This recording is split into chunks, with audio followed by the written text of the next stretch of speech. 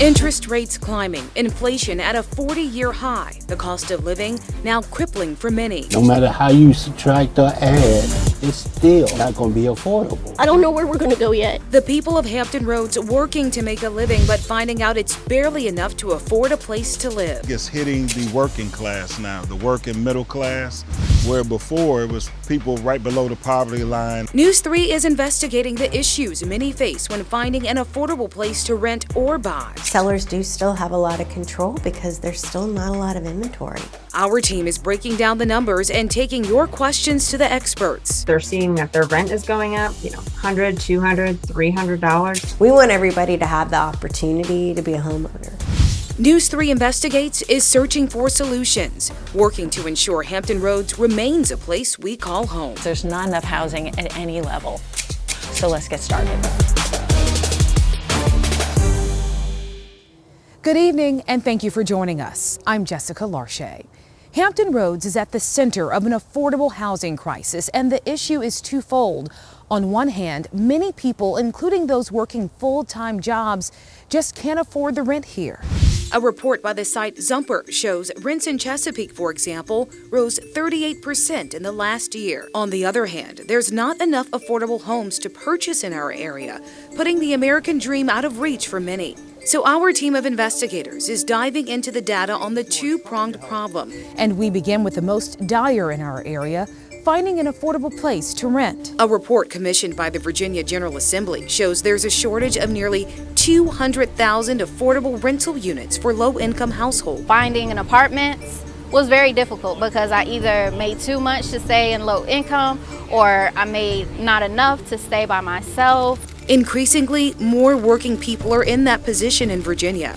You see, the fair market rent for a one-bedroom is $1,100. You need to earn at least $20.40 an hour full-time to afford that and pay your other bills. But the Joint Legislative Audit and Review Commission found most of the largest occupations in our area pay less than that wage, including home health aides who make around $22,000 a year, teachers' assistants who make around $29,000 a year, and bus drivers who make around $45,000. It's even more dire for people earning minimum wage in Virginia. At $11 an hour, you'd have to work 78 hours a week to afford a one-bedroom at fair market value. What we're seeing right now is the highest ever call volume we have ever seen since we've operated the hotline. That's Thaler McCormick with ForKids Virginia. They operate the Regional Housing Crisis Hotline. She tells me that last month, they answered a record-breaking 7,800 calls for help. Everyone's starting to understand it's a critical problem. It's a critical problem that impacts our kids, our seniors, our families, our workers, and it really impacts the economic health of our communities. So what's the solution? Stick around. We'll shine a light on ways governments, developers, and everyday people can help. But now we turn our attention to owning a home. While many with low or middle incomes can afford mortgage payments, they don't always have the thousands of dollars it takes to cover down payments or closing costs. News 3 problem solver Aaron Miller is asking the experts, what is driving up the cost of owning a home, and is there any end in sight? This is the view that people pay for, if they can afford it. And these days, the pool of buyers that's able to do so is getting smaller. I wanted to understand why, so I spent the day with Christy Allen. She's an associate broker and realtor. What is the state of the housing market in Hampton Roads right now? It's an interesting time. I wouldn't say it's full buyer's market yet. Sellers do still have a lot of control because there's still not a lot of inventory. In part because it's getting more expensive to buy a home. Interest rates are almost at 7%, and incomes aren't necessarily increasing along with it. According to JLARC, Virginia's Joint Legislative Audit and Review Commission, the state's median home sales price has risen 28% over the past 4 years, reaching $270,000 in 2021. To keep up, Allen says buyers are now having to make concessions. Instead of looking at a $300,000 house, maybe they're looking at a $200,000 house. Because if they still want to achieve the same mortgage payment, they have to change something. But let's say you do find the home that you love. How much will it cost? I crunched the numbers. Let's say you want to buy a $300,000 home on a 30-year fixed-rate mortgage. If you put down 20%, you would need a $240,000 loan. In October of 2021, with 3.3% interest, you'd pay about $379,000. If you were to do that today with 6.9% interest, you'd pay $569,000 over the term of the loan. Georgette Houchins is the business development officer with Virginia Housing, the state housing finance agency. What is Virginia Housing seeing in terms of what first-time homebuyers and homebuyers in general are putting down? The minimum down payment would be at 3.5%. But with the nonprofit's help, some folks put down even less. The organization is designed to educate and help first-time homebuyers through loan programs and unique financing. It also offers down payment and closing cost help. Funds that you were going to use for down payment, you can save that for any additional expenses that you might have. That could be a savings of more than $10,000, which JLARC found is about what people spend on closing costs and down payments. As for solutions, Houchins says to put together a spending plan. As a general rule of thumb, you don't want to spend more than 30% of your income on a mortgage. She says you should also know your debt-to-income ratio. Because at the end of the day, you would be the one responsible for paying that mortgage. Back in Ocean View with Christy, she says things are shifting. We want everybody to have the opportunity to be a homeowner. So you can go from hunting to housing.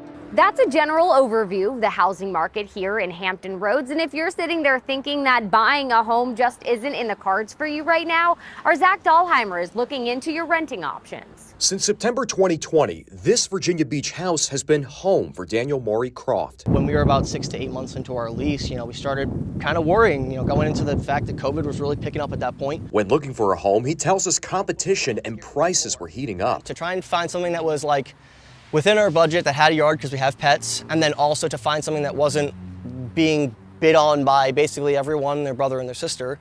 We had to kind of look at a bunch of different homes. It has been a wild ride. Lisa Chandler is in local residential property management. She says throughout the pandemic, she and others have seen a change in rentals being available. I think in 2021, we lost 12% of our inventory to just the sales market. That's huge. Chandler is also a member with the Real Estate Information Network, or RAIN. News 3 got data from RAIN. When looking at the number of newly listed rentals, in 2019, it was more than 9,100 properties. In 2022, that number dropped nearly 41% to just north of 5,400 rentals. Now, what about how much it costs to rent a home here in Hampton Roads? Now, we've got data from RAIN within that same time frame. Let's first take a look at the median rental price advertised for homes. In 2019, it was $1,400, but fast forward 3 years later, that sits at $1,850 a month, a rise of about 32%. Next, we have the median rented price. This is the price tenants and landlords agreed upon. In 2019, this was $1,395. This year, it's $300 higher. So we asked, why the rise in prices? If your property is on the market for rent and you have 20 applications on it, you might think, gosh, am I asking too little? So you had so many tenants or prospective tenants competing over, very few houses available, that they were frantic and they were desperate. Some of them were desperate to try and find a place. But Chandler says lately the rental industry has been easing up a bit as interest rates continue to evolve and more inventory becomes available. Right now, we have 26 listings on the market, whereas in May, June, and July, we maybe had only 7 to 9. In Virginia Beach, Zach Dahlheimer, News 3.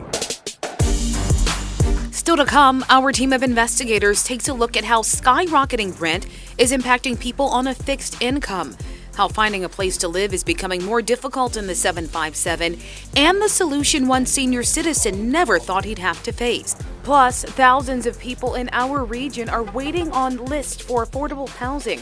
How one family finally found hope in the middle of a crisis. That story is next. I'm Margaret Kavanaugh with News 3. As inflation continues and housing prices soar, thousands across Hampton Roads are on waiting lists for affordable housing. We met up with one couple who beat the odds. We've been through a long journey. Leading the family of 7, Tanya and Jeffrey Scott. He first got injured on the job, then the pandemic hit. She lost her daycare business, then he got COVID. And I was rushed to the hospital in front of my family, unfortunately. So they didn't know what the outcome of that would be. Like so many people across Hampton Roads, the Scotts struggled to find affordable housing, especially with the size of their family. We're a large family. It's hard to find a property temporarily for a good amount as far as a rental payment. After blood, sweat, and tears, they're about to move into this new Habitat for Humanity house. They've been working with the program for years to make this a reality. Leaders say they've received 250 applications this past year. I've been with Habitat over 20 years, and that's more than double than we've ever received. People are really struggling. And they're not alone. News 3 has been investigating the housing situation, reaching out to local redevelopment and housing authorities. Take a look at these numbers. The people using Section 8 vouchers in the city and the number of people on waiting lists to get into affordable housing. The need is great, and all cities told us they've seen an increase in demand. I'd say we're probably getting 2 or 3 times the number of inquiries now that we have in the past. Karen Wilds is the executive director of the Newport News Redevelopment and Housing Authority. Vacancy rates were very, very low. The demand for housing has been very high, and it's created, some rental increases. As part of the way to provide housing, HUD awarded a $30 million grant to transform parts of the Marshall-Ridley neighborhoods in Newport News. They say it's creating additional housing options while revitalizing a historic neighborhood. We will be next month going to our board to increase our payment standards to help people use the vouchers that they have. But she says they have a fixed number of vouchers. And for every voucher we have, there's probably 3 or 4 people who would qualify to have one if there was one available. After nights in hotels, Airbnbs, and staying with relatives, the hard work is paid off for the Scott family. But it brought us closer. I think those hardships, they bring families closer if you all stay focused in on what the vision is. And now, just in time for the holidays, a new place to call home. I can't wait to cook and have a table, where we can sit, because that brought us together, just sitting and talking. So I can't wait for that. Use my keys forever. It feels great. News 3 has also been investigating the challenges that seniors on a fixed income are facing. Brendan Ponton has more on that. Lord, please give me strength. At 66 years old, Stephen Lawrence Sr. wants to be living on his own. At this stage in your life, what would you like? I would like to have an affordable 1-bedroom furnished apartment, okay? That I can actually, when I walk in, I can lock my door, have my own privacy. Instead, he rents a room in a house in Portsmouth. He shares the home with other people and pays $600 a month. Lawrence retired when he was 62 and receives $1,205 a month in disability and Social Security payments. He says he's been looking for independent senior living in the Suffolk area, but is having trouble finding anything under $1,300 a month. That's just not affordable. No. I mean, no matter how you subtract or add, it's still not going to be affordable. Rent has risen across the board in Hampton Roads. Data sourced from the Virginia Realtor Association says prices rose 7.4% in 2022 from 2021. That's on top of a nearly 10% increase the year before. According to the National Low-Income Housing Coalition, seniors represent about 25% of extremely low-income renter households. We spoke with some organizations who are trying to help, but they say the issue is there's just so much more demand than there is supply of affordable housing. Those are people who are very cost burdened and often spend more than half of their income on housing. A lot of seniors are reaching out for help. Angela York is the executive director of Thrive Peninsula, an organization that tries to help people going through tough times. She says in the last 6 months, the requests for help from seniors have risen 60%. So I think that a lot of folks are scrambling to find new housing opportunities. When their lease ends, they're seeing that their rent is going up, $100, $200, $300 sometimes. And that's not something they can overcome on their own. York says that could mean seniors having to go back to work or moving to less desirable locations with higher crime rates, or back in with family or friends. It's upsetting when somebody over the age of 70 would have to go back to work just to survive. These folks, when they hit hard times, they can reach out to organizations like us. While there are challenges, some good news. There will be an 8.7% increase in Social Security benefits next year. With inflation running at about 8.some%, maybe they're going to feel like they're even, right? That they're not getting ahead. Joshua Jamerick is the Senior Vice President for Housing for an organization called Bay Aging that serves seniors on the Peninsula and Middle Peninsula. He says the organization has 12 rental housing properties in the region. Most of the properties are age restricted and all are income restricted. But across the board, supply is not keeping up with demand. He says wait lists for housing have grown and someone could be on one for years. So that means just waiting. And by that time, their circumstances could be a lot different. They may be nursing home eligible. They may be assisted living home eligible. So that can change quickly and over that period of time. As for Lawrence, he feels forgotten. It hurts real bad. They've been putting almost most of your life in working, putting the politicians in office, and then turn around. We just kicked to the curb. And thinks those in power need to do more to create affordable housing options for people. At our age, why should we have to go through stuff like that? As we've seen, there are a number of challenges people are facing right now in housing. So what are some solutions? When we come back, News 3 anchor Jessica Larche is taking a look at what can be done to address the issue.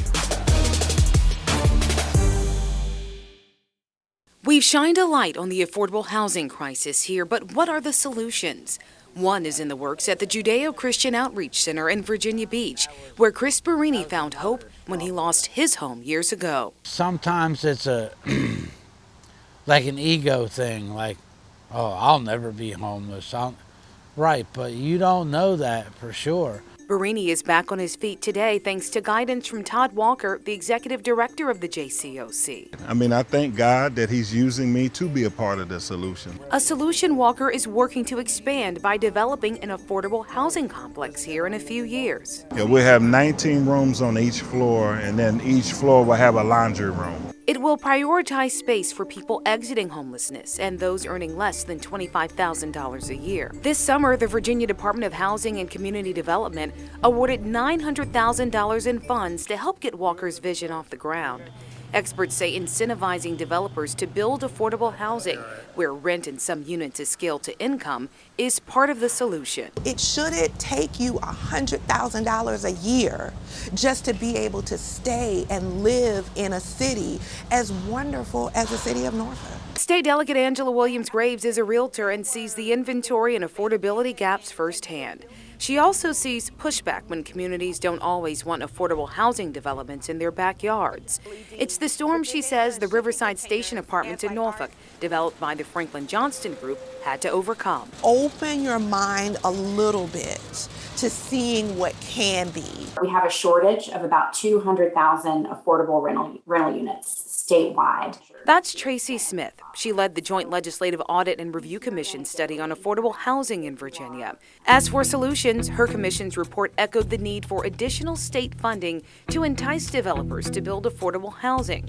And she says they're urging the General Assembly to revise zoning laws to clear hurdles for developers too. When a developer has to pursue rezoning for affordable housing, that adds time and cost. Another solution that would benefit from revised zoning regulations, more multifamily units under a single-family roof, like duplexes or triplexes. We could fit more people on property and make it affordable by design. Mel Price, the co-founder of Work Program Architects in Norfolk, is talking about the missing middle concept. There are all of these options available in between single family and a large apartment complex that we in the past have made space for, and we're hoping to make space for that again because it gives diversity of choice in housing options. Price tells me zoning laws need to change to bring these options back to life. All of those solutions will take years, but thousands calling the Regional Housing Crisis Hotline need help today. Let's convert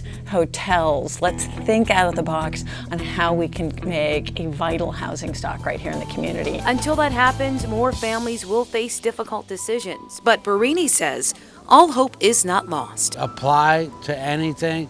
You're not going to get everything. You're not going to get half of it, but what you do get will eventually get you through. I didn't give up. Don't give up, whatever you do.